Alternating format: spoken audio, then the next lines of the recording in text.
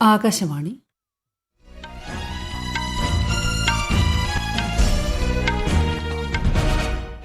നമസ്കാരം.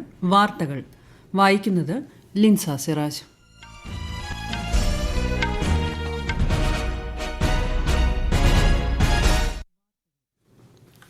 പ്രധാന വാർത്തകൾ. പ്രധാനമന്ത്രി നരേന്ദ്രമോദിയുടെ 2 ദിവസത്തെ ഗുജറാത്ത് സന്ദർശനം നാളെ മുതൽ 5400 കോടി രൂപയുടെ പദ്ധതികൾക്ക് തുടക്കം കുറിക്കും. ഗഗൻയാൻ ദൌത്യത്തിന്റെ ഭാഗമായി ISRO നടത്തിയ ആദ്യ എയർ ഡ്രോപ്പ് പരീക്ഷണം വിജയം. ജനങ്ങളുടെ ശബ്ദം പ്രതിഫലിപ്പിക്കാൻ നിയമനിർമ്മാണ സഭകൾക്ക് കഴിയണമെന്ന് കേന്ദ്രമന്ത്രി അമിത്ഷാ. കേരളത്തിൽ സപ്ലൈകോ ഓണച്ചന്തകൾക്ക് നാളെ തുടക്കം. മുഖ്യമന്ത്രി പിണറായി വിജയൻ തിരുവനന്തപുരത്ത് ഉദ്ഘാടനം നിർവഹിക്കും. US ഓപ്പൺ ടെന്നീസിന്റെ 145-ാം പതിപ്പ് ഇന്നു മുതൽ. കസാഖിസ്ഥാനിൽ നടക്കുന്ന ഏഷ്യൻ ഷൂട്ടിംഗ് ചാമ്പ്യൻഷിപ്പിൽ ഇന്ത്യയുടെ ഐശ്വര്യ പ്രതാപ് സിംഗ് തോമറിന് സ്വർണം. വാർത്തകൾ വിശദമായി. 2 ദിവസത്തെ സന്ദർശനത്തിനായി പ്രധാനമന്ത്രി നാളെ ഗുജറാത്തിലെത്തും. വിവിധ മേഖലകളിലായി 5400 കോടിയിലധികം രൂപയുടെ വികസന പദ്ധതികളുടെ ഉദ്ഘാടനം അദ്ദേഹം നിർവഹിക്കും. ചൊവ്വാഴ്ച ഹൻസൽപൂരിൽ നടക്കുന്ന പരിപാടിയിൽ 100 രാജ്യങ്ങളിലേക്കുള്ള ഇലക്ട്രിക് വാഹന കയറ്റുമതി ശ്രീ മോദി ഉദ്ഘാടനം ചെയ്യും. ഹരിതോർജ്ജ മേഖലയിൽ സ്വയം പര്യാപ്തമാകുന്നതിനുള്ള നിർണായക നടപടിയിൽ ലിഥിയം അയൺ ഹൈബ്രിഡ് ബാറ്ററി ഇലക്ട്രോഡുകളുടെ പ്രാദേശിക ഉൽപ്പാദന പദ്ധതിക്കും പ്രധാനമന്ത്രി നരേന്ദ്രമോദി തുടക്കം കുറിക്കും. മനുഷ്യനെ ബഹിരാകാശത്തെത്തിക്കാനുള്ള ഇന്ത്യയുടെ ഗഗൻയാൻ ദൌത്യത്തിന്റെ ഭാഗമായി ISRO ഇന്ന് നിർണായക പാരച്യൂട്ട് പരീക്ഷണം നടത്തി. ബഹിരാകാശ യാത്രികരെ തിരികെ സുരക്ഷിതമായി ഭൂമിയിലെത്തിക്കുന്ന ഇന്റഗ്രേറ്റഡ് എയർ ഡ്രോപ്പ് പരീക്ഷണമാണ് വിജയകരമായി നടത്തിയത്. വിശദാംശങ്ങളിലേക്ക്. ബഹിരാകാശ യാത്രികരെ തിരികെ സുരക്ഷിതമായി ഭൂമിയിലെത്തിക്കുന്ന ക്രൂ മൊഡ്യൂളിനെ നിയന്ത്രിതമായി വീണ്ടെടുക്കുന്ന പാരച്യൂട്ട് സംവിധാനങ്ങളുടെ പരീക്ഷണമാണ് ISROയുടെ നേതൃത്വത്തിൽ ഇന്ന് വിജയകരമായി പൂർത്തിയാക്കിയത്. ആന്ധ്രാപ്രദേശിലെ ശ്രീഹരിക്കോട്ടയിലായിരുന്നു പരീക്ഷണം. ഒരു വിമാനത്തിൽ നിന്ന് പുറത്തിറക്കിയ ഡമ്മി ക്രൂ മൊഡ്യൂളിനെ പുതുതായി വികസിപ്പിച്ച പാരച്യൂട്ട് സംവിധാനത്തിന്റെ സഹായത്തോടെ സുരക്ഷിതമായി താഴെ കടലിൽ ഇറക്കാൻ കഴിഞ്ഞു. സങ്കീർണമായ പാരച്യൂട്ട് വിന്യാസത്തിന്റെ പൂർണ്ണമായ പ്രവർത്തനം വിലയിരുത്തുക എന്നതായിരുന്നു IADT-01ന്റെ ലക്ഷ്യമെന്ന് ISRO വ്യക്തമാക്കി. ISROയ്ക്കൊപ്പം വ്യോമസേന, നാവികസേന, DRDO, തീരസംരക്ഷണ സേന എന്നിവയുടെ സംയുക്ത സഹകരണത്തോടെയായിരുന്നു പരീക്ഷണം. News desk, Akashvani. ബഹിരാകാശ യാത്രയ്ക്കായി തെരഞ്ഞെടുത്ത 4 ഇന്ത്യൻ ഗഗൻ യാത്രികരെ രാജ്യരക്ഷാ മന്ത്രി രാജ്നാഥ് സിംഗിന്റെ നേതൃത്വത്തിൽ ന്യൂഡൽഹിയിൽ ആദരിച്ചു. അന്താരാഷ്ട്ര ബഹിരാകാശ നിലയത്തിലേക്കുള്ള യാത്ര വിജയകരമായി പൂർത്തിയാക്കിയ ഗ്രൂപ്പ് ക്യാപ്റ്റൻ ശുഭാംശു ശുക്ലയ്ക്ക് പുറമെ വ്യോമസേന ടെസ്റ്റ് പൈലറ്റുമാരായ പ്രശാന്ത് ബാലകൃഷ്ണൻ നായർ, അജിത് കൃഷ്ണൻ, അങ്കദ് പ്രതാപ് എന്നിവരെയാണ് ആദരിച്ചത്. മനുഷ്യ ബഹിരാകാശ ദൌത്യമായ ഗഗൻയാന് രാജ്യം സജ്ജമാണെന്ന് ശ്രീ രാജ്നാഥ് സിംഗ് പറഞ്ഞു. कंट्रीब्यूशन केवल स्पेस में उपग्रह भेजने तक सीमित नहीं है. आज भारत चंद्रमा से लेकर मंगल ग्रह तक अपनी उपस्थिति दर्ज करा चुका है. आज भारत गगनयान जैसे मिशन के लिए भी पूरी तरह तैयार है. क्यों मैं इसे केवल तकनीकी उपलब्धि के रूप में नहीं देखता, बल्कि आत्मनिर्भर भारत का नया अध्याय है, जहां हम विश्व की बड़ी स्पेस पावर्स के बीच खड़े हो रहे हैं. ഫിജി പ്രധാനമന്ത്രി സിറ്റിവേനി റബൂക്ക 3 ദിവസത്തെ സന്ദർശനത്തിനായി ഇന്ത്യയിലെത്തി. സ്ഥാനമേറ്റ ശേഷം റബൂക്കയുടെ ആദ്യ ഇന്ത്യൻ സന്ദർശനമാണിത്. പ്രധാനമന്ത്രി നരേന്ദ്രമോദിയുമായി അദ്ദേഹം നാളെ കൂടിക്കാഴ്ച നടത്തും. രാഷ്ട്രപതി ദ്രൗപദി മുർമുവിനെയും അദ്ദേഹം സന്ദർശിക്കും. ഉപരാഷ്ട്രപതി തെരഞ്ഞെടുപ്പിൽ നാമനിർദ്ദേശ പത്രിക പിൻവലിക്കാനുള്ള അവസാന തീയതി നാളെ. Maharashtra governor CP Radhakrishnan NDA സ്ഥാനാർത്ഥിയായും മുൻ സുപ്രീംകോടതി judge B Sudarshan Reddy INDIA സ്ഥാനാർത്ഥിയായും മത്സരിക്കും.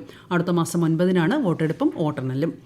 ബീഹാർ വോട്ടർ പട്ടിക പരിഷ്കരണത്തിന്റെ ഭാഗമായി 98% വോട്ടർമാരുടെ വിശദാംശങ്ങളും ലഭിച്ചതായി കേന്ദ്ര തെരഞ്ഞെടുപ്പ് കമ്മീഷൻ. ഇതു സംബന്ധിച്ച പരാതികൾ സമർപ്പിക്കുന്നതിനായി 8 ദിവസം കൂടി അനുവദിച്ചിട്ടുണ്ടെന്നും കമ്മീഷൻ പ്രസ്താവനയിൽ വ്യക്തമാക്കി.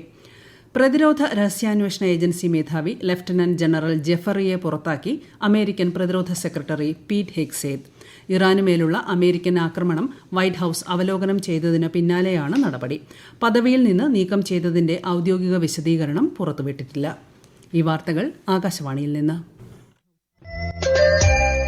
ആകാശവാണി വാർത്തകളും വാർത്താധിഷ്ഠിത പരിപാടികളും All India Radio News Thiruvananthapuram YouTube ചാനലിലും All India Radio News Thiruvananthapuram Facebook പേജിലും AR News_ തിരുവനന്തപുരം ഇൻസ്റ്റഗ്രാം അക്കൌണ്ടിലും AR News_TVM X ഹാൻഡിലും ലഭ്യമാണ്.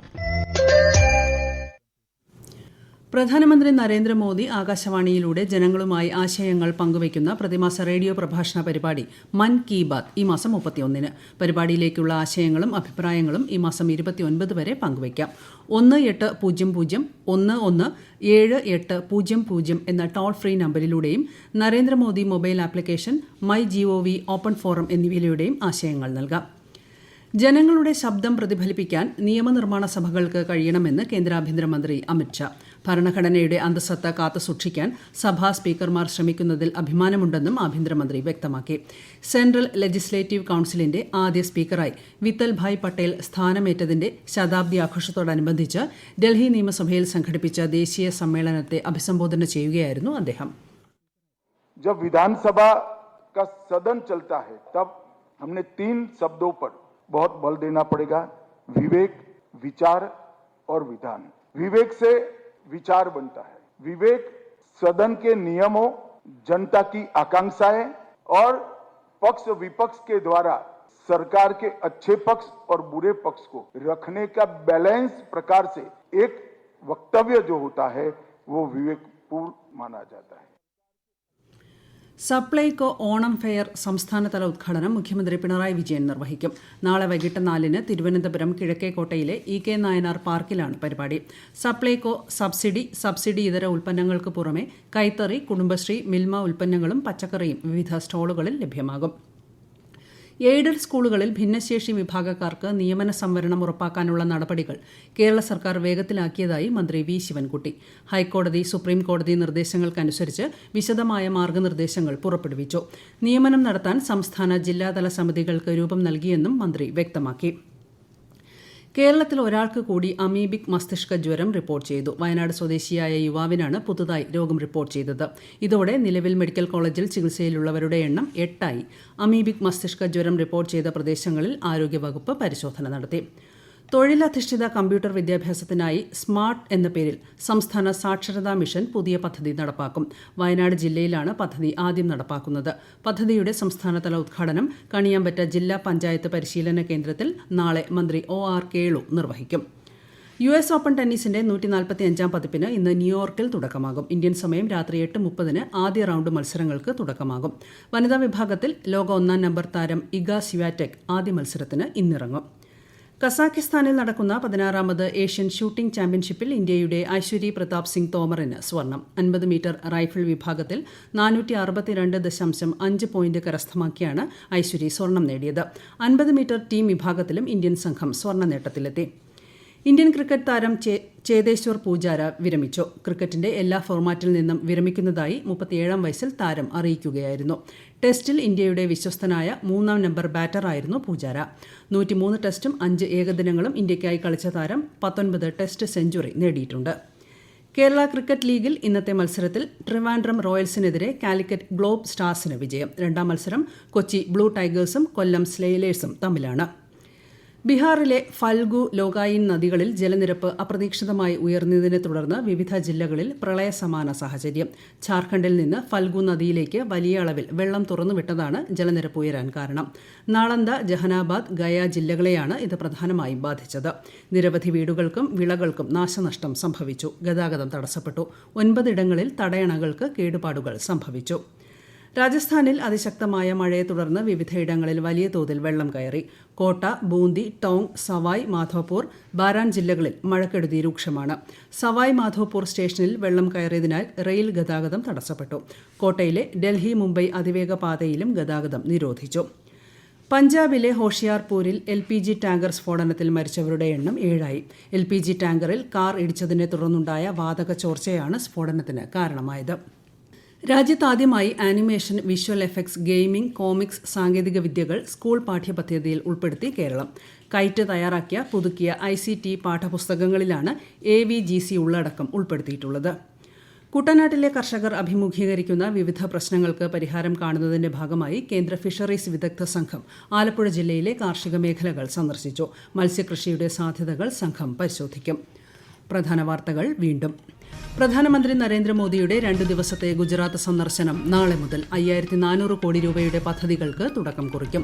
ഗഗൻയാൻ ദൌത്യത്തിന്റെ ഭാഗമായി ISRO നടത്തിയ ആദ്യ എയർ ഡ്രോപ്പ് പരീക്ഷണം വിജയം. ജനങ്ങളുടെ ശബ്ദം പ്രതിഫലിപ്പിക്കാൻ നിയമനിർമ്മാണ സഭകൾക്ക് കഴിയണമെന്ന് കേന്ദ്രമന്ത്രി അമിത്ഷാ. കേരളത്തിൽ സപ്ലൈകോ ഓണച്ചന്തകൾക്ക് നാളെ തുടക്കം. മുഖ്യമന്ത്രി പിണറായി വിജയൻ തിരുവനന്തപുരത്ത് ഉദ്ഘാടനം നിർവഹിക്കും. US ഓപ്പൺ ടെന്നീസിന്റെ 145-ാം പതിപ്പ് ഇന്നു മുതൽ. കസാഖിസ്ഥാനിൽ നടക്കുന്ന ഏഷ്യൻ ഷൂട്ടിംഗ് ചാമ്പ്യൻഷിപ്പിൽ ഇന്ത്യയുടെ ഐശ്വരി പ്രതാപ് സിംഗ് തോമറിന് സ്വർണം. വാർത്തകൾ കഴിഞ്ഞു. അടുത്ത വാർത്താ പ്രക്ഷേപണം രാത്രി 8:35-ന്.